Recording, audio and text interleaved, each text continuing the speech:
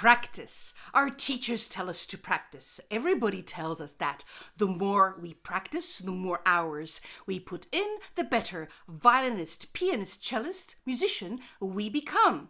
But is that actually true? If you're new to this channel, I am Bibi Pelic, a violinist, a violin teacher and online creator. And I'll talk to you in this video about how to practice more effectively. Before we get into it, this video is part of a series where I share with you chats I have with my students, as well as suggestion tips from my own experiences as a violin student, concert performer, and teacher. So if you like this video, please make sure you hit the subscribe button to see more content like this. Practice. Let's say you have 2 hours a day. There is a lot to cover. Scales, etudes, sonatas, concertos, maybe another piece of music. So how do you get it done? I faced this challenge as a violin student. I had scales, etudes, a sonata, a concerto, and a virtuoso piece to practice. 8 hours a day was just not enough. This made me think I have to change this.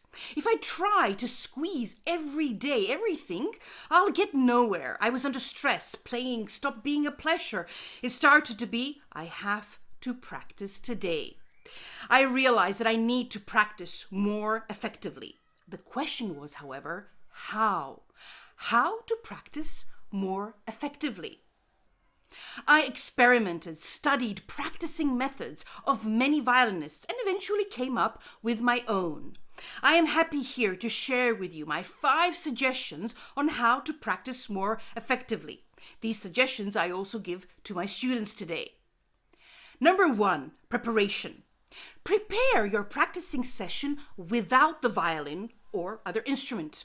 This is really important. You have to make a lot of decisions that do not yet require taking up the instrument in your hand.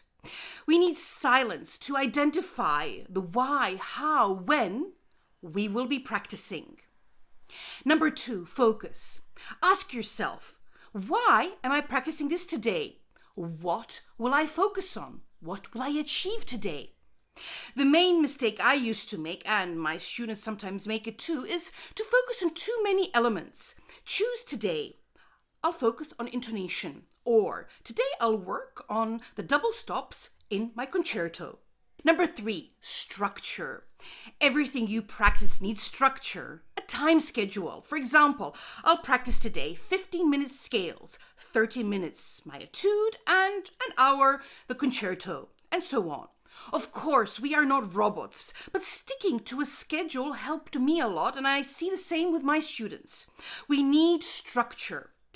A big discovery I made was that you actually need less time than you think. Probably you sometimes say to yourself, oh my gosh, I need hours and hours to practice the concerto.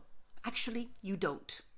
If you follow points 1 and 2 instead of 3 hours, you'll need only 1. Number 4, deadline.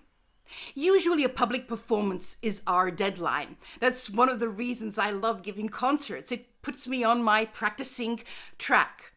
A deadline triggers the energy and focus to accomplish something by a given date. I'm a big fan of deadlines. If you don't have a public concert soon, give yourself a deadline. Set up a date to play for family and friends. For example, next Sunday, guys, I'm playing for you. Or make a video on social media. And tell yourself also, very important, I'll do my best. And coming to my last suggestion, experiment. Nothing stays the same. We develop, make progress. So our practice system also needs to evolve. The previous points 1 to 4 need adjustments from time to time. I question my practice system quite regularly. I always think of something better, more effective.